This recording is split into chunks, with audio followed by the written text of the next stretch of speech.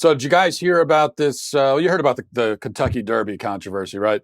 If you didn't hear about it, let me explain. And now I should say I know nothing about horse racing whatsoever. I'll watch the Belmont if there's a Triple Crown at stake. So I watch maybe 3.5 minutes of horse racing per decade or so. But still, I can read headlines, and so if you read headlines, that makes you an expert these days. If you didn't know, so I'm an expert based on the headlines I've read. And so let me explain this to you. Here's what happened. This one horse won the race, right? The first horse won, but then they were like, "Oh no, the first horse didn't win. The second horse won."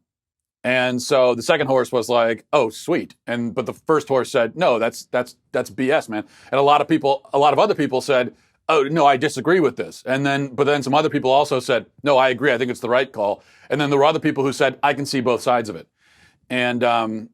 And that's the gist of it. Sorry to get technical on you. The horse racing industry, we tend to forget that novices don't know all the minutia, so we'll kind of speak technically. So I apologize. Hopefully I didn't lose you there in explaining it. So there you go. That was my horse racing commentary for the day. Check back tomorrow for some more. Well, we've got a lot we need to talk about today, but before we get there, it's summer, and the only thing more annoying than the winning horse at the Kentucky Derby having his victory stolen from him is flies and other insects that are buzzing around your home. And when you think about flies, who knows where a fly was last? Well, you can think about where flies tend to hover, like garbage and that sort of thing. And then if one lands on your food, on your hamburger, now you've got a piece of all that stuff in your hamburger. So that's pretty disgusting. So we'd like to thank our sponsors over at Dynatrap. Dynatrap is the leading manufacturer of outdoor mosquito and insect traps. And now they've come up with a solution for indoor pests as well, the Dynatrap Fly Light. So the Dynatrap Fly Light works day and night to attract and trap flies, fruit flies, mosquitoes, other pesky insects, and I got to tell you, it really works. I've been, those fly strips and everything that people use when you get that's like dangling down, that plastic that people use, the old school way of doing it, and then you run into it accidentally, and you've got dead flies wrapped around your face. It's happened to me. Well, the Dynatrap Fly Light is not like that. It looks like a subtle night light that you plug in, and it's out of the way, and it takes care of the problem. Trust me, I've been using this, especially for mosquitoes. Mosquitoes are very attracted to me personally, so I get bit up. People like having me around because I tend to attract all the mosquitoes. I don't want to be the thing that attracts mosquitoes. I want to have the Dynatrap Fly Light that does that for me. And I've been using it, and just an insane number of insects have been caught in that thing, and it really takes care of the problem. So get yours at Dynatrap.com. That's Dynatrap.com. Enter the promo code, remember to do this, promo code Walsh, and receive 15% off any of their products. Dynatrap, the safe, silent, and simple solution to household insect control. Terrorists in the Gaza Strip fired over 700 rockets at Israel, at civilian targets in Israel over the weekend. Many of them were intercepted, many of the rockets were, but many of them also hit. Israel responded. And as Israel responded to the attack, some Democrats in Congress, as you have come to expect, came out in support of the terrorists who fired the rockets initially. Now, you could probably guess who the people are who came out in support of the terrorists. The first one is Ilhan Omar, who tweeted and said, "How many more protesters must be shot, rockets must be fired, and little kids must be killed until the endless cycle of violence ends?" Well, if you want to know how many more rockets have to be fired, well, then maybe ask the people who fired the rockets in the first place. She says, the status quo of occupation and humanitarian crisis in Gaza is unsustainable. Only real justice can bring about security and lasting peace. But to me, that was not nearly as concerning as the tweet that was sent by Rashida Tlaib, Congresswoman from Michigan. And she's an American Congresswoman, allegedly. Here's what she said. Now listen to this. She said, "When will the world stop dehumanizing our Palestinian people who just want to be free?" Headlines like this, and she's reacting to a headline in the New York Times. And I think it was the New York Times. Headlines like this and framing it in this way just feeds into the continued lack of responsibility on Israel, who unjustly oppress and target Palestinian children and families. All right, I'll go back to that first sentence because that's really the only sentence that matters here. She says, when will the world stop dehumanizing our Palestinian people who just want to be free? What? Our Palestinian people? Our? Now, we're told that it's a racist smear to accuse Muslim politicians of dual loyalty.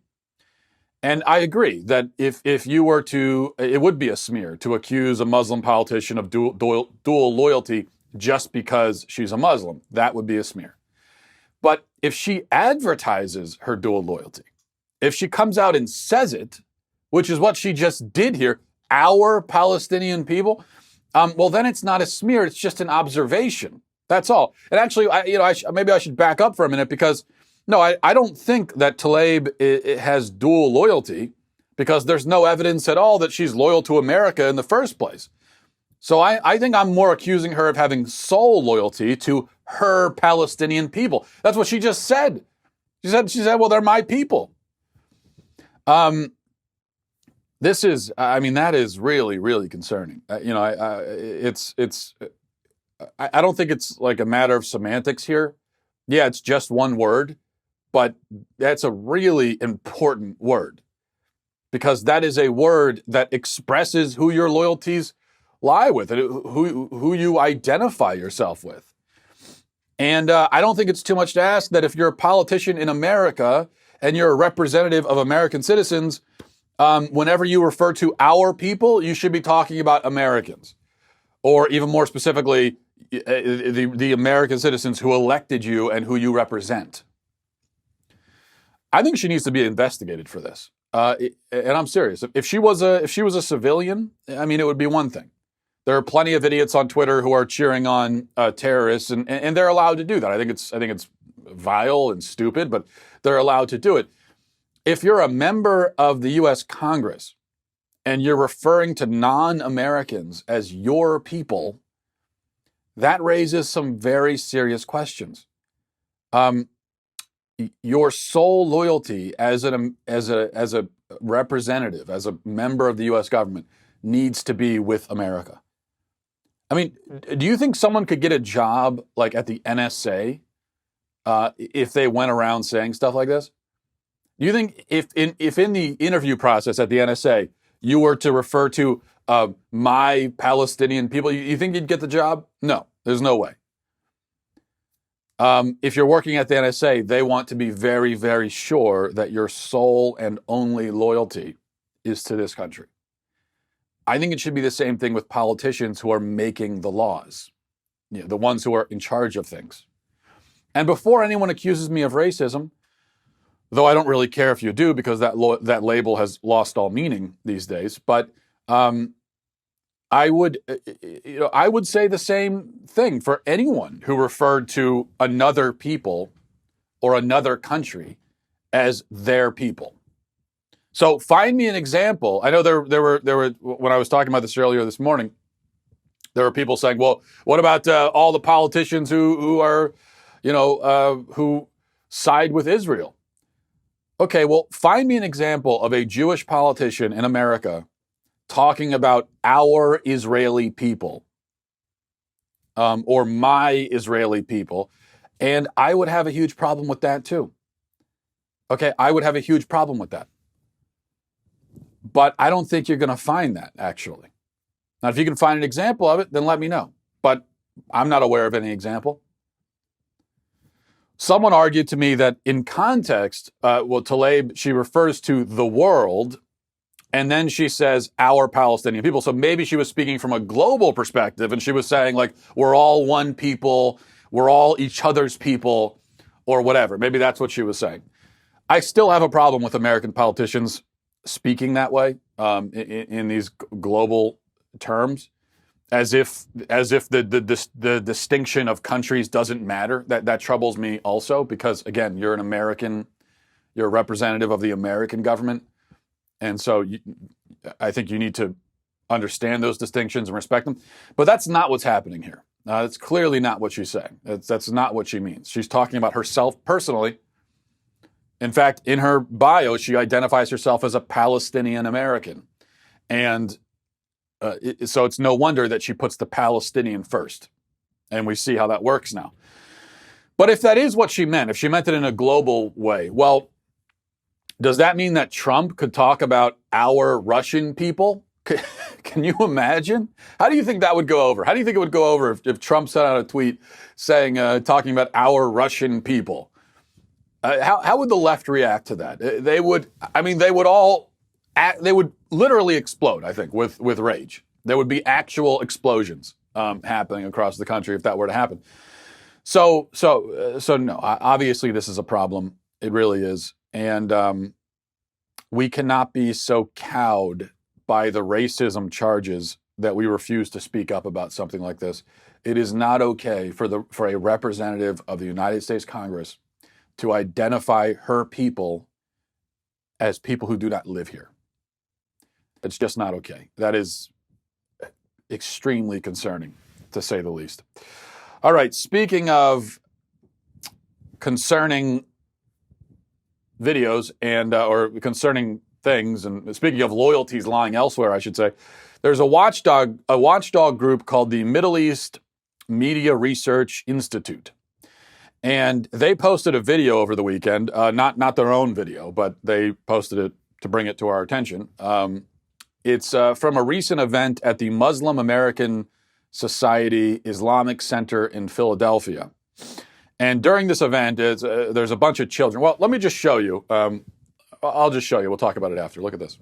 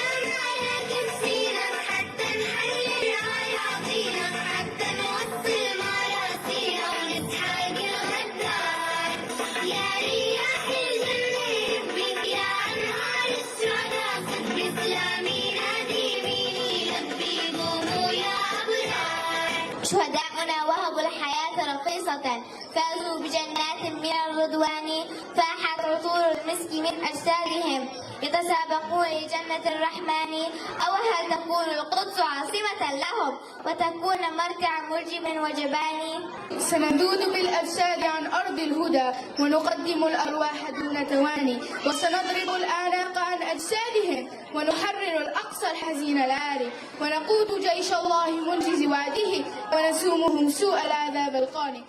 Okay, now if you're listening on SoundCloud or iTunes and you didn't have the benefit of subtitles and you didn't understand the language, then let me read the Middle East Media Research Institute's description of this video from their YouTube page, which describes what was going on there.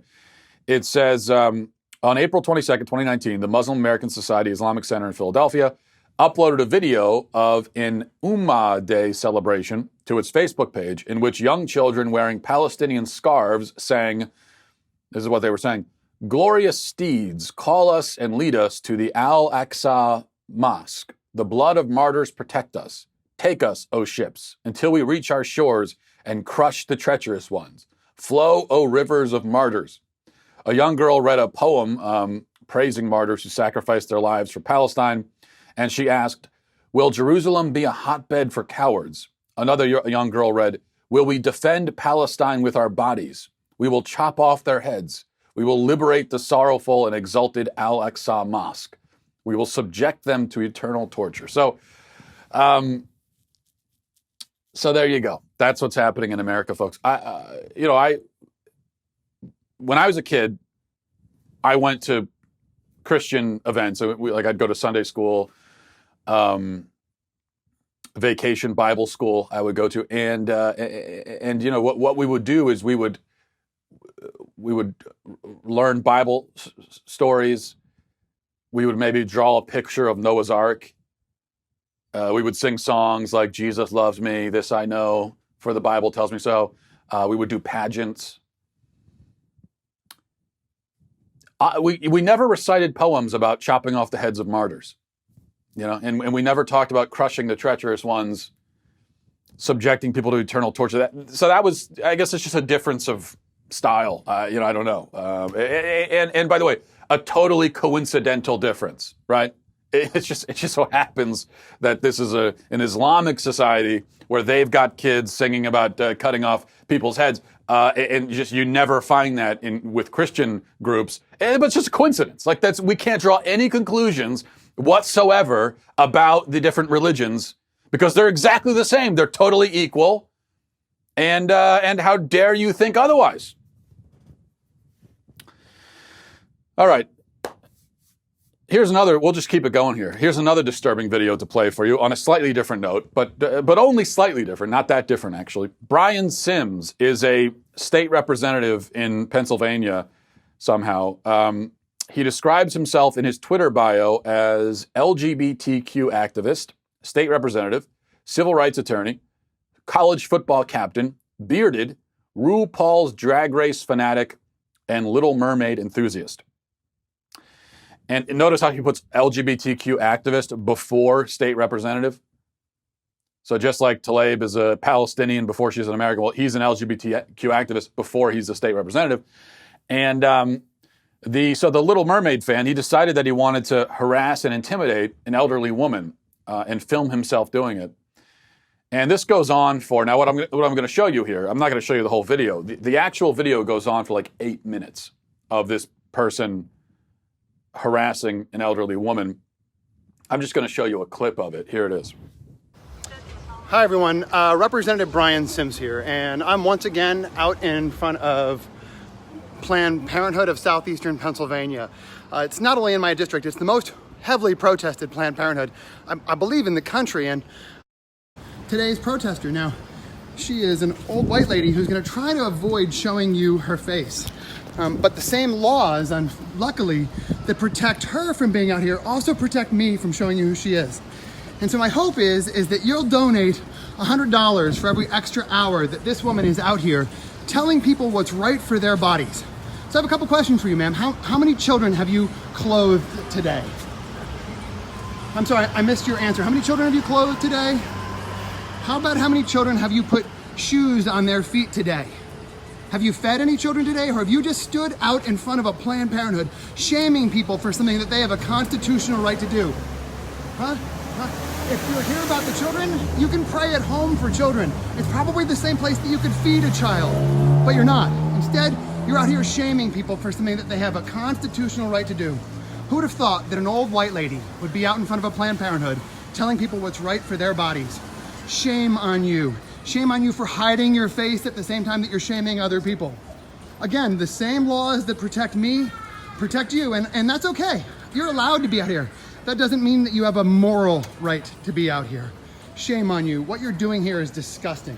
This is wrong. You have no business being out here. Hi, everybody. Thank you for being here. Yep. Disgusting. Okay, so the Little Mermaid there is doing a few interesting things.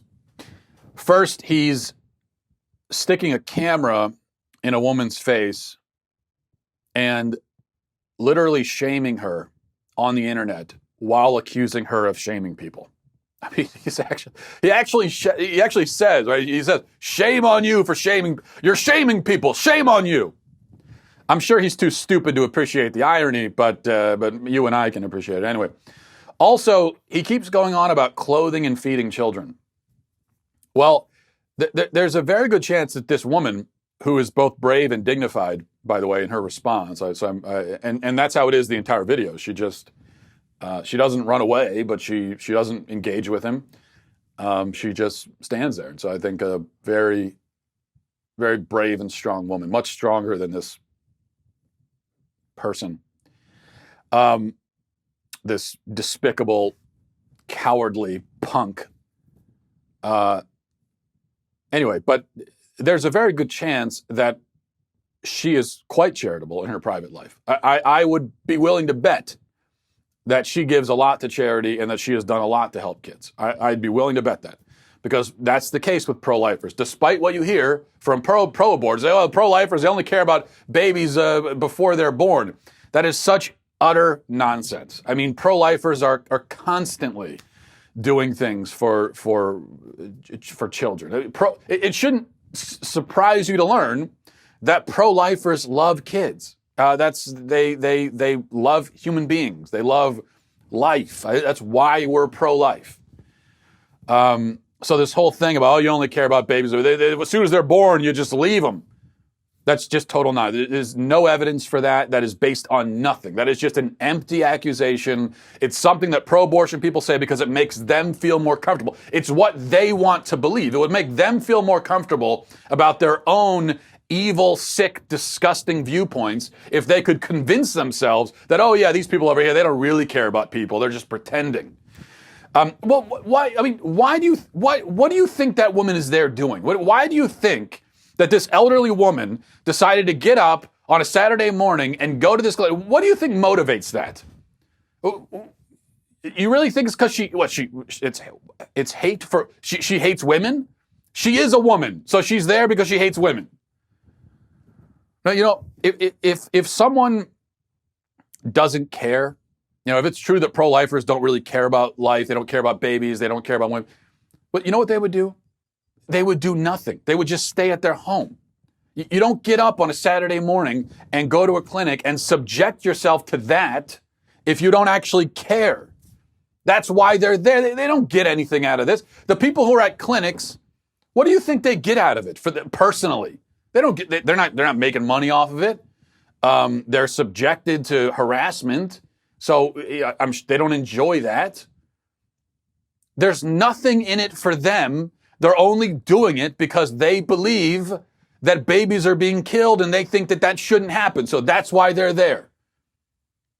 Don't project you as a pro-abortion, as an empty, soulless, evil apologist for murder. Don't project that onto other people. Just because you don't care, just because you don't give a crap about other people, which is obviously the case with this coward, just because you don't care doesn't mean that's something that everybody feels that way. Yes, you are self-absorbed and selfish, and all you care about is yourself. That's clear. But that's not the case for everybody. There are people who actually care about other humans, and that's why pro-lifers go to these clinics. But all of that is beside the point. Because the idea that we can't oppose the murder of a group of people unless we are also feeding and adopting those people is just ridiculous. Am I not allowed to oppose the killing of the homeless unless I've worked at a soup kitchen? So if someone proposed that we should go and just eradicate all of the homeless, put them down like dogs in order to get rid of the homeless problem, and I stood up and said, no, I'm opposed to that, would you say, well, I don't see you working at soup kitchens, pipe down? Can I not oppose the murder of toddlers unless I've adopted a toddler? You know, Andrea Yates drowned her 5 kids in the bathtub, her born children. I'm opposed to that. I think that's horrible. Are you going to say, oh, well, I didn't see you stepping up to adopt those kids, so shut your mouth? It's such an absolutely idiotic talking point. And if you use that talking point, you're either a moron or you're lying. It's just, there is no in-between option. There's no third option. You either know that it's a stupid talking point and you're using it because it's red meat for dumb pro-abortion people, or you're just really, really stupid that you can't see the problem with that and how that line of thinking means that we are not, you really can't oppose the murder of anyone. Because what you're saying is, unless you personally are stepping up to take care of this person for their whole life, you cannot be opposed to their murder. Which means that, there are 7 billion people in the world. I cannot take care of almost any of them. Like, I don't have the resources I only have the resources to care for a very, very, very, very, very small number of those people. And all of those people happen to live in my house right now. So what you're saying is I can't be opposed to the murder of any of the rest of them. Genocide, whatever. I can, because I'm not stepping up to care for them. So I guess, go ahead and kill them. I can't take whoever you are watching this, if you're pro-abortion, I can't take care of you. I don't have the money for it or the interest, frankly, So I guess I can't be opposed to people killing you. I guess, go ahead. Someone can just go ahead and kill you, and I can't say anything about it because, I'm not here giving you any money, right? But mostly the big takeaway here is that once again, the pro-abortion side is, as always, vicious, hostile, shaming, bullying, despicable. While the pro-life side is peaceful and non-confrontational. And that's the way it is, like 95% of the time. It's almost always that way. Every once in a while, you'll see the roles reversed, but not very often. And that's all it is. All right. There was a report in the Daily. Well, maybe we'll do that tomorrow. There was so maybe you've heard the latest thing. The latest trend is I think they call it soligamy. Yeah, soligamy, like solo. It's when you marry yourself, when you fall in love with yourself and marry yourself, and that's the latest trend. So there was an article in a British publication written by a woman who married herself after shockingly, two of her marriages fell through. So she got divorced twice. Her marriages weren't working, and then she goes and marries herself. I wonder why those marriages didn't work out. It's a huge mystery, right? The kind of person who's so self-obsessed that they would marry themselves. I wonder why it didn't work in a marriage. Anyway, well, maybe we'll talk about that tomorrow. There's more to be said about it. But I want to get to emails, especially because the first one I think is very important. This is from mattwalshshow@gmail.com is the email address, mattwalshshow@gmail.com. This is from Anna, and I got several emails like this, so just reading one. It says, Matt, I'd really enjoy your insight on how Christians should react to the death of Rachel Held Evans. Obviously, any death is heartbreaking and we should mourn with those who mourn. But I find some of the comments by Christian leaders to be intriguing in the sense that they seem to be glorifying her. It just feels very confusing. I always appreciate and trust your insight. So, if you didn't hear the news, over the weekend, Rachel Held Evans, a prominent, well-known liberal Christian writer, died, and she died very suddenly, unexpectedly. After I think she had a reaction to some medicine that she was given for an infection, kind of just routine. She went to the hospital for an infection, and seemed like a routine thing. They gave her some medicine, and it led to swelling in the brain, and she died. In fact, she sent a tweet when she first checked into the hospital, saying, "Oh, I'm in the hospital," and she was joking around about how she was going to miss Game of Thrones, so to her, it was just a normal, no big deal. And then it just was a freak occurrence. And then she ended up dying.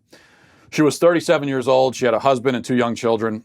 Very, very, very sad. Now, I will say that she was, I feel like I have to say, because it's kind of the elephant in the room. If you're familiar with both of us, then you probably know that she was a critic of mine. I was a critic of hers. Critic is probably understating it. We were harsh towards each other, very harsh, and we were at polar opposite extreme ends of things, and so we were both very critical of each other. And maybe that's why I got a lot of these emails this weekend asking what my reaction is, or how should we react to it. And I appreciate the email. I appreciate the question, but to me the answer is obvious. How should we react to the sudden death of a 37-year-old mother of 2? With sympathy and with mourning and with sadness. That's all. It is an incredibly sad thing, and I mourn her loss. I mourn for her family. I pray for them.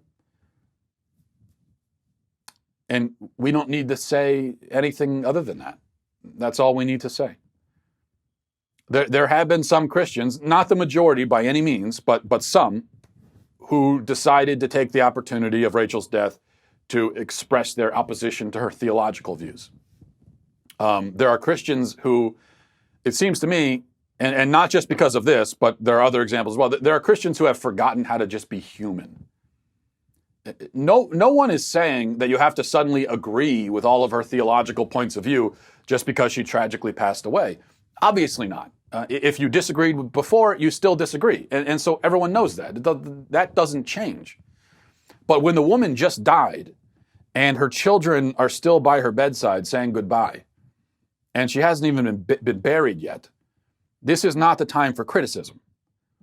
This is not a forum or a stage upon which you need to stand and express your theological disputes with this woman. It's and I know that the emailer wasn't saying that. I'm not talking to her. I'm speaking generally. So just be a human being. Be a human being, for God's sake. That's all. Why is that so much for us sometimes? If you feel the need to say more than just, I mourn for her, I'm sorry for her family, I'll pray for them. If you feel like you want to say more than that, if you feel like more needs to be said, more pontificating needs to be done, and it really doesn't, but if you feel that need, then rather than giving a theological lecture, maybe think about and talk about mortality and death. That's what I've been thinking about this weekend. You know, here was a young and healthy woman living her life, making plans for the future, going about things day to day like all of us, and thinking about, the TV show she's going to watch, like we all do. Just, you're looking forward to these little things and just living your life. And suddenly, just by some freak occurrence, she's gone, and that's it, and that's the end. And that's going to happen to all of us one day. I mean, one day you're going to eat your last meal. One day you will say, I love you to your children for the last time. One day you'll fill up your gas tank for the last time. You'll tie your shoes for the last time. You'll look at a bird for the last time. I mean, all these things. And you probably won't know that it's the last time that you're doing those things when you're doing them. To you, it will just be Tuesday. It'll just be a normal day. And that fact should mean something to us, shouldn't it? It should cause us to live differently, to cherish life more, to do more with life, to care less about stupid things and more about important things. Because we all know that if we are fortunate enough to have some warning before our death, and we're conscious and on our deathbed, we all know that in that moment, we're going to look back on so much of what we did with our life and regret it and feel like so much of that was a waste. And we're going to look back on so many of the things that we cared about and worried about and all that. We're going to say, how stupid was I for worrying about that? It doesn't matter. So we all know that this epiphany will occur to us, yet for some reason we can't live that way now. And that's the thing, except for more momentarily. So maybe there's a death, you're thinking about it, and in that moment, when you reflect on this stuff, it does affect that change. But then we revert back to our old ways of living and thinking, and we go about our day as if we're immortal, as if death can't come for us at any time. So I don't know, maybe think about that. Or just be sorry and mourn and express your sympathy and leave it at that. All right. This is from Jennifer, says, I'm a relatively new listener, but your show is now my favorite on the Daily Wire. I'm a fellow Catholic. I wanted to get your perspective on something that has been bothering me my whole life. As a churchgoer, what are your thoughts on people who bring loud, obnoxious, and distracting children to Mass? For example, this past Good Friday during the evening service, there was a mother sitting across from me whose toddler son would shout "bah" every 10 seconds during the entire first reading. She made no effort to try and quiet the child. Then during the liturgy of the Eucharist, she proceeded to let her child crawl back and forth across the pew in front of her, and then would flip the kid up and around in the air, playing with it. Well, him. It is a little strong. She barely paid any attention to the service and made my experience of Mass much less spiritual than I had hoped. I would like to think that when I become a parent one day, I will immediately get up and step out if my child becomes disruptive in church. As a father of 3 children, what do you do in these situations? Yeah, see, this is a tough one with kids at church. And now I will say, and I'm not trying to put myself on a pedestal here. This is just, for me, as a parent, I am hyper aware of my kids' behavior and their impact on people around them, and if they're being a distraction. I'm hyper aware of that. And so in church, the moment they start making noise, I'm taking them out. I'm taking them to the back, and I'll bring them back in if I can calm them down. But I'm not going to ignore them. And it's the same if I'm in a restaurant, and the 5-year-olds now are fine in restaurants, but 2 or 3 years old is a tough age for a restaurant. And so when we're all there as a family, if our 2-year-old is having a hard time and he's crying or screaming or making a lot of noise, I will pick him up and I'll bring him outside and try to calm him down. That's how I operate as a parent. Because the way I look at it is, yeah, this is my kid, but he's not everyone else's kid. And so there are certain things and annoyances that I have to deal with as the parent of this child, but that doesn't mean that everyone should have to deal with it. So that's how I've always tried to operate. And so I kind of feel the same way you do, Jennifer, when I see these parents who their kids are just being a total distraction and a disruption, and these parents, like, they don't even notice. I don't understand. As a parent, I do not understand that. I can't. In some ways, I almost admire. I don't admire it. I'm jealous of it. I wish I could be that oblivious of my child, and I wish that I could care so little about how annoying he is being to those around him. So I don't understand it, but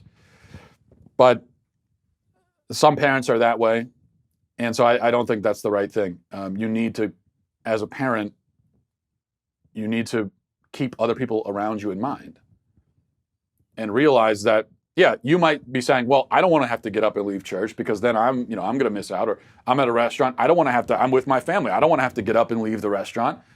Well, yeah, but that's your kid. That's your responsibility. You can't say, well, look, I don't want to be inconvenienced, so everyone else is going to have to deal with it. No, that's the wrong thing. It's your child. That's your responsibility. I've got my own kids to deal with. I shouldn't have to deal with yours. So this is a pretty simple thing. Everyone deal with your own kid. Don't make me deal with them. So that's on the one side, right? If your kid is really being a disruption and a distraction, then you need to deal with him. Get him out of the situation. Stop forcing everyone else to have to endure it, because that's not fair. On the other hand,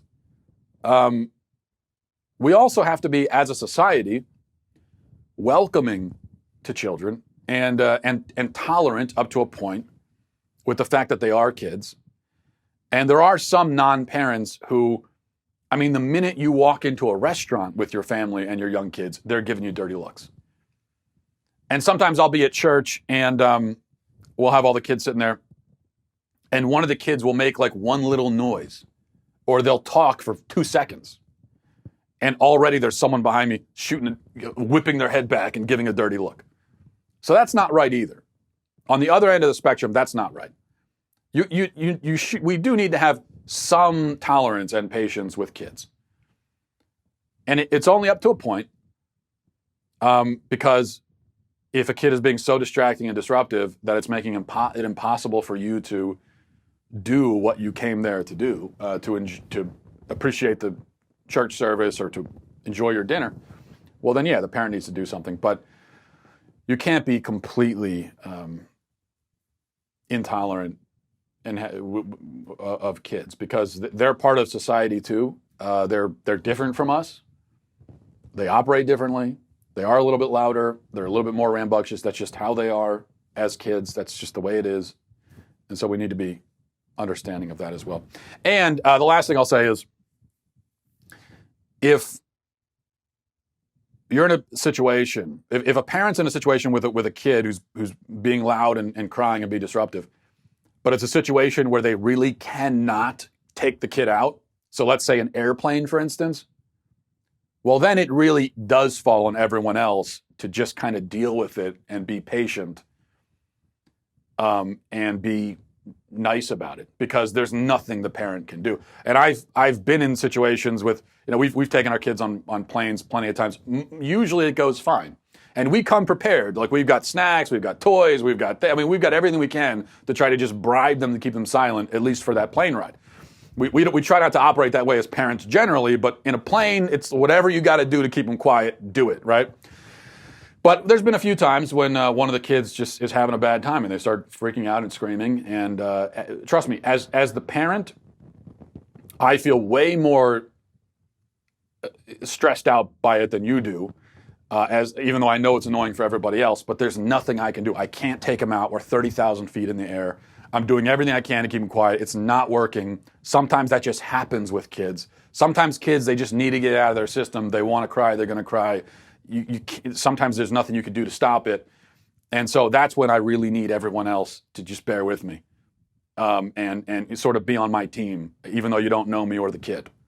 So that's how I would parse that.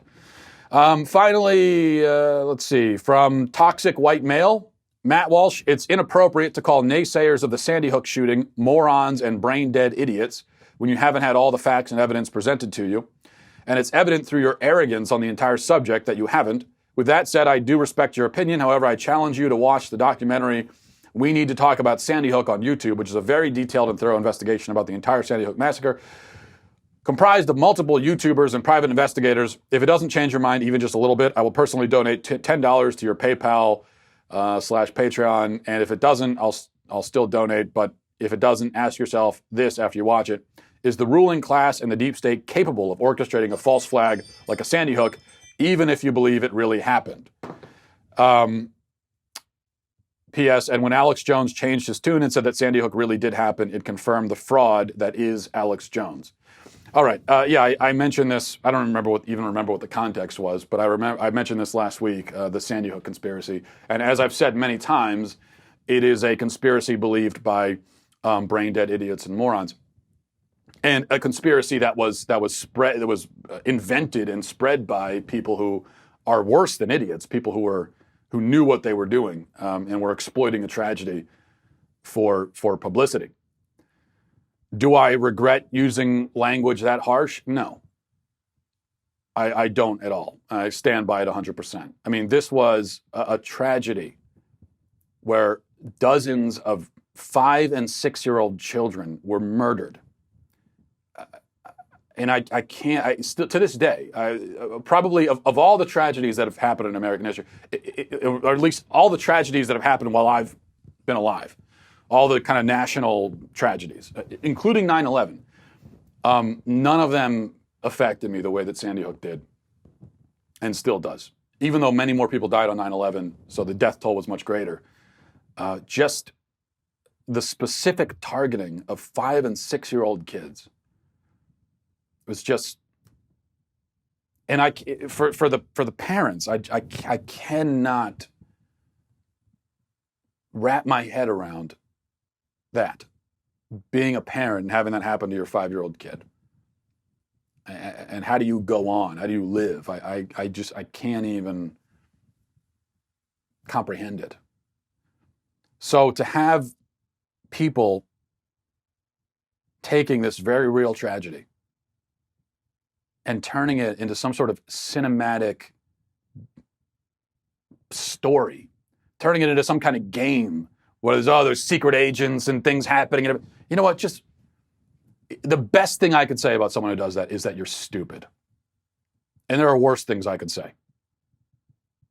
Just stop. There are parents whose 5- and 6-year-old kids were shot in the head and killed.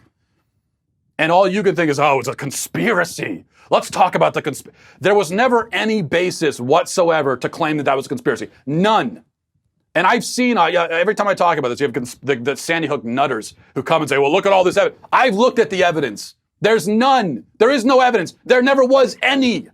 This was just you just came up with it in your head. And your whole thing is, well, could they pull it off? Could they do it? A lot of people could do a lot of things. It doesn't mean that there's any evidence that it actually happened. Just, they could have. They could have, so that means that they did. Those two things, don't you understand? That's not the same. Just because you can come up with a scenario wherein it's possible that a certain thing could have happened, that doesn't mean that it actually did happen.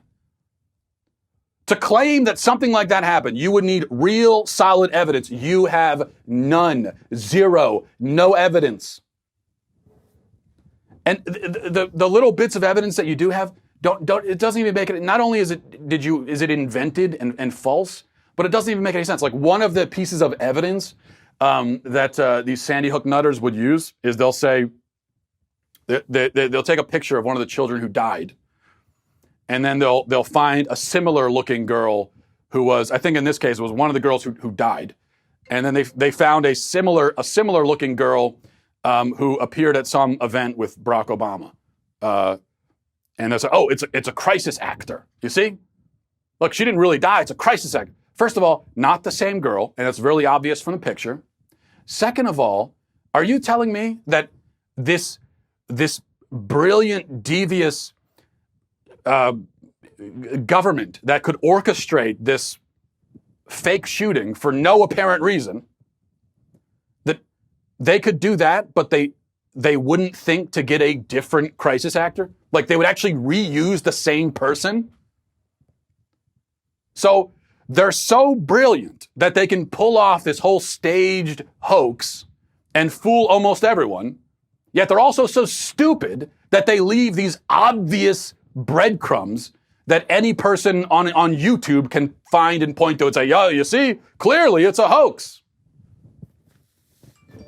It just makes no sense whatsoever. And all the pieces of evidence are just like that. Where, number one, that's not true. But second, even if it were true, it's not true, but if it were, then that would mean that this government, that these people are so incompetent and foolish that there's no way they could have pulled this off in the first place. So you're trying to do both. You're saying, on one hand, they're brilliant, devious, evil, geniuses. On the other hand, they're complete incompetent. The other one was, they said, you see, there's this, if you look on Google, there was a story published about the shooting before the shooting happened. Look at that. Look at the Google timestamp. Well, number one, timestamps on Google are very often wrong. Happens all the time, where an article is published, but then the timestamp says that it was published like a day before. It's just a wrong time. Number two, why would they do that? If they're staging this hoax, why would they publish the article before it even happened? And what, you're saying, so the New York Times is in on it too, by the way? So this is a far-reach, this is a conspiracy involving that they were able to recruit thousands of people across federal, local, state governments, media, everyone's involved. Yet they're so stupid that they would publish the article before it even happened. You see the problem there? So when you see something like that, and you say, the timestamp is a day before or whatever, there are two possible explanations. One is that this is a conspiracy involving thousands of people branching across local, state, federal government, and many different media outlets. And it's a conspiracy involving all these people, yet they're so dumb that for some reason they would decide to publish the article beforehand. That's one explanation. Or the other explanation is that timestamps are wrong all the time, and so this is just an example of that. Which explanation do you think is most plausible? What's the explanation that just makes the most sense? So, anyway, I'm not going to continue on that, but I have nothing but contempt for that whole conspiracy theory.